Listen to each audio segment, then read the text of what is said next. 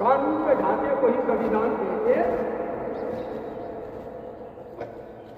देखिए, भारतीय संविधान की प्रस्ताव में कहा गया है कि हम भारत के लोग संपूर्ण प्रभुत्व संपन्न लोकतंत्रात्मक गणराज्य, समाजवादी, धर्मनिरपेक्ष, पंथ निरपेक्षवादी।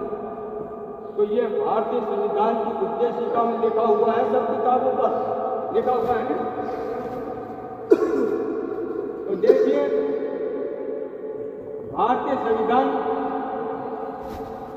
को 5 देशों का संविधान को डॉक्टर अम्बेडकर ने, डॉक्टर भीमराव अम्बेडकर ने, जो कि एक कानून की बैरिस्ट्री पढ़ाई किया हुआ व्यक्ति था, कानून का वक्ता था, उसने 5 देशों के संविधान को पढ़ करके भारतीय संविधान का तुलनात्मक अध्ययन करके भारतीय संविधान को बनाया। इसके अस्थायी अध्यक्ष डॉक्टर संपूर्णानंद थे और स्थायी सदस्य डॉक्टर राजेंद्र प्रसाद थे, जो कि भारत के प्रथम राष्ट्रपति बनाए गए थे। और डॉक्टर भीमराव अम्बेडकर इसकी प्रारूप समिति के अध्यक्ष थे। प्रारूप का होता है प्रारूप देना, संविधान को बना करके तैयार करना। इसकी कुल 121 करीब बैठकें हुई, 114 दिन इस पर बहस चली।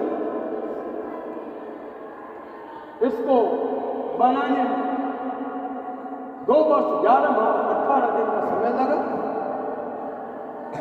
और करीब 21 करोड़ रुपए खर्च हुए। तो देखिए, मैं आपको भारतीय संविधान की विशेषताएं बताता हूं कि भारतीय संविधान देश का सबसे बड़ा संविधान है। इसमें 395 धाराएं और 10 अनुच्छेद हैं, 8 अनुसूचियां हैं। ये लिखित संविधान है। क्या है? भारतीय संविधान को लिपिबद्ध किया गया है, लिखा गया है देवनागरी लिपि में। देवनागरी, हाँ। तो ये भारतीय संविधान सबसे बड़ा है। इसमें लोकतंत्र को अपनाया गया है। किसको?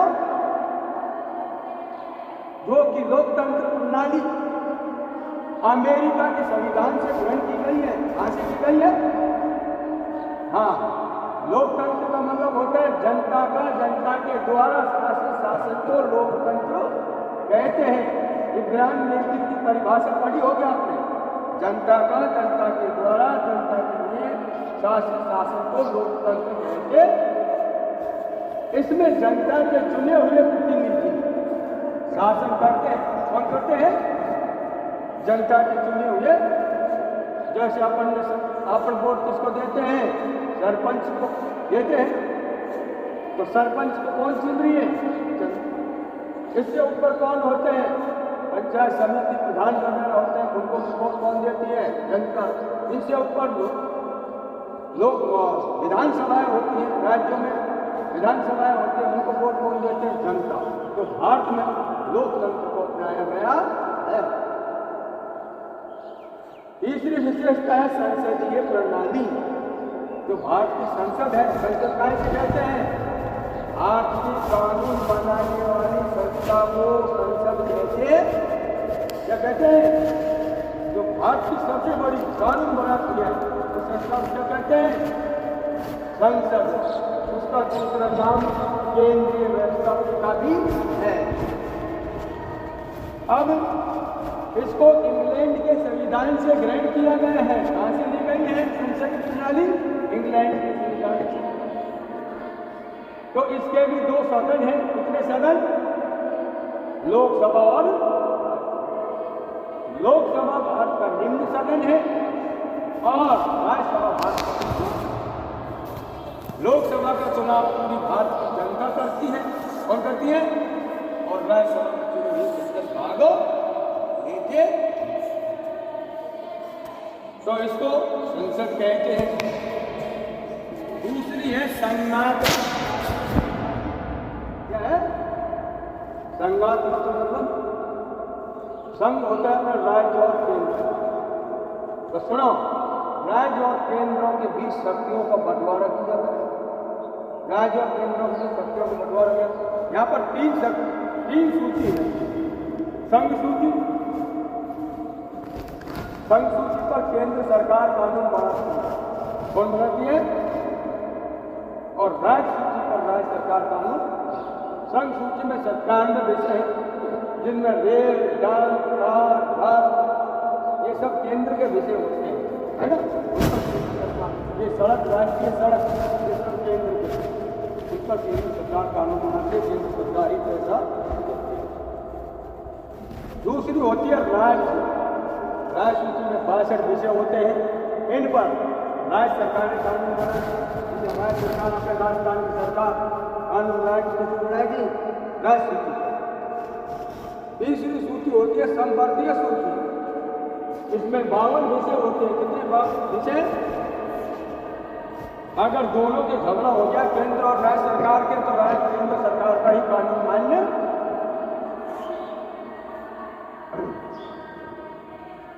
अब देखिए, तीसरा है समाजवादी। भारत का शासन समाजवादी है। यहाँ पर समाजवाद को रूस के संविधान से ग्रहण किया गया है। कहाँ से है? कहाँ से ग्रहण किया गया है? हाँ, इसका मतलब समानता और भ्रातृत्व को अपनाया गया है। और यहाँ पर नागरिकों को मौलिक अधिकार प्रदान किए गए हैं। तुम मौलिक अधिकार को पता होगा, 6 मौलिक अधिकार होते हैं। कितने होते हैं? 6 मौलिक अधिकार होते हैं, है ना। कितने?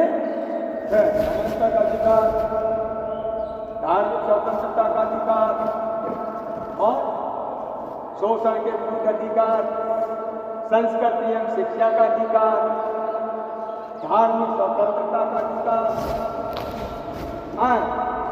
शिक्षा का अधिकार, और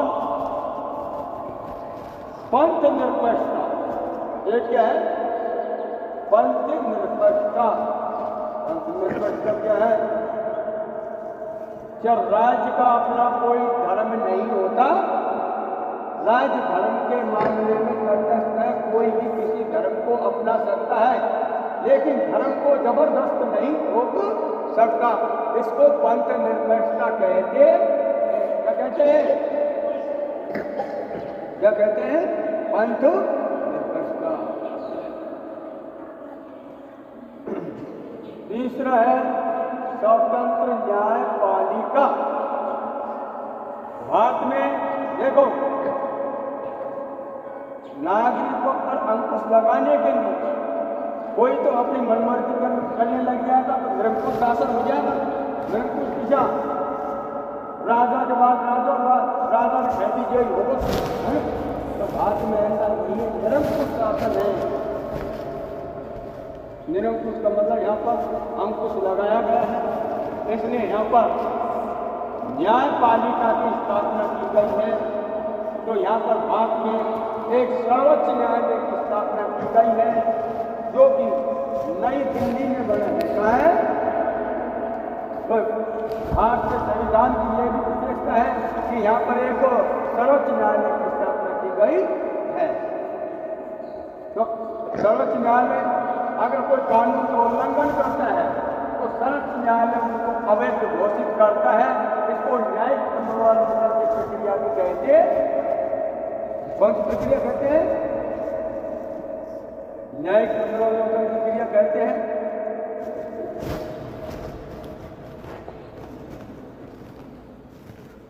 संघात्मक शासन एवं संविधान। देखिए, संपन्न प्रभुत्व। संपन्न का मतलब क्या है? कि हम अपने देश के स्वामी स्वयं हैं। कौन है? हमारे देश के स्वामी, हमारे जनता के चुने हुए प्रतिनिधि शासन चल रहा है। इसलिए संपन्न प्रभुत्व मानी हम स्वामी हैं यहाँ पर, और हम सुरक्षित हैं यहाँ पर। संपन्नता के लिए यहाँ पर 3 सेनाओं का विस्तार किया गया है।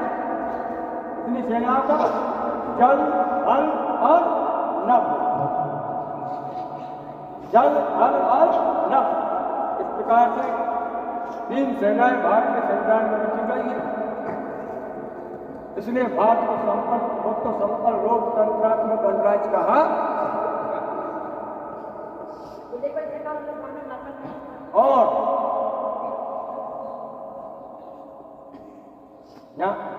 यहाँ पर लोगों को संसद के द्वारा काफी अधिकार दिए गए हैं।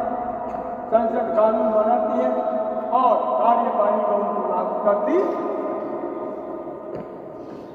संसद के 3 अंग होते हैं, कार्यपालिका, न्यायपालिका और व्यवस्था। कार्यपालिका में पूरा भारत का मंत्रिमंडल आता है, तो इस प्रकार भारतीय संविधान की व्यवस्था। भारतीय संविधान 26 नवंबर क्या है? भारतीय संविधान 26 नवंबर 1949 को बनकर के तैयार हो गया था। इस तारीख को 26 नवंबर 1949 को तैयार हो गया था। उसी दिन आत्मसात कर लिया गया था, लेकिन इसको 26 जनवरी 1901 वर्ष बाद लागू किया गया। 26 जनवरी 1949 को माह का महीना था और संवत का मुझे ध्यान नहीं है। संवत इस प्रकार से हमने आपको भारतीय संविधान की विशेषताएं बताई है ना। आप पढ़ते हो सारी बातें, किताबों को पता होता ही संविधान क्या चीज है। मैं आप इतना ही कर सकते हैं।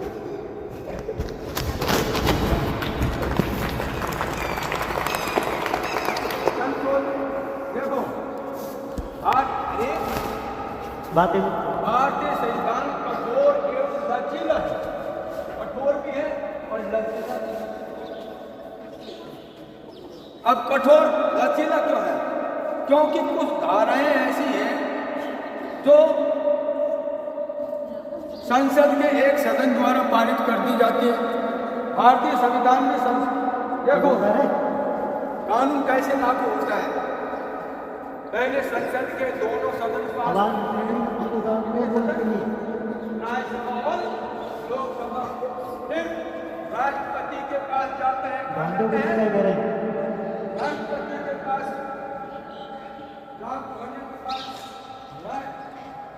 राष्ट्रपति हस्ताक्षर कर देता है। राष्ट्रपति एक नाम मात्र का शासन होता है, उसके हस्ताक्षर होते राष्ट्रपति को खबर की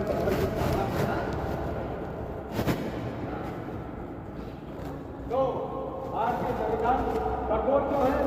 क्योंकि कठोर इसलिए है क्योंकि संसद के 2/3 बहुमत के द्वारा, जैसे 545 सदस्य है तो उसका 2/3 बहुमत होता है।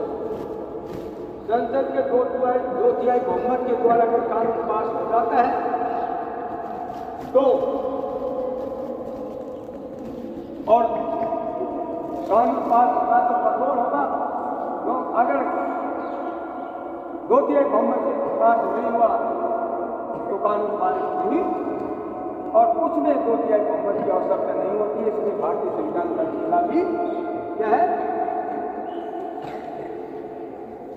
और इसमें इस समय सुनिए, भारतीय संविधान में 2000 संशोधन हो चुके हैं। कितने? नहीं 105 संशोधन हो चुके हैं। कितने संशोधन हो चुके हैं? 105। और इसमें 251 पेज हैं। कितने? इसके पांडुलिपि 22 पांडुलिपि पास गए। और भारतीय संविधान जब लागू होने से पहले सरदार वल्लभ भाई पटेल ने की है। सरदार वल्लभ भाई पटेल देश के पहले गृह मंत्री थे। कौन थे? और भारत के पहले राष्ट्रपति कौन थे? डॉक्टर राजेंद्र प्रसाद। और भारत के पहले कानून मंत्री थे डॉक्टर भीमराव। ये सारी बातें कुछ किताब